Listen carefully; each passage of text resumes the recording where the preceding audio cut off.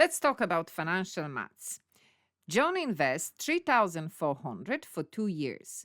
The interest rate was 4% for year 1 and 5% for year 2.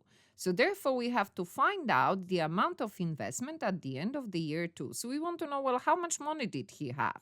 So what happened here? So in the beginning of the first year, he put 3,400 and that interest was 4%.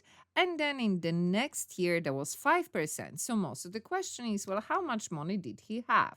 So how do we calculate that? Well, we need to find out how much money he had at the end of the first year. So he did have all of the 3,400. So he did have 100% of that, but he had additional 4% on top of it. So that means I am looking for 104% of that number. So either I multiply that by 104% in my calculator, or I change that to a decimal and it is 1.04. So at the end of the first years, he has 3,536.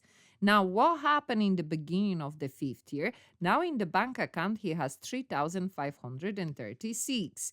This time, he still get 100% of that money and additional 5 on top. So that means this time I'm multiplying by 105%, or again, I can put that as a decimal 1.05. And again, we put that in the calculator and we get 3,712.8. So very nice calculation, very nice question here we had with financial maths.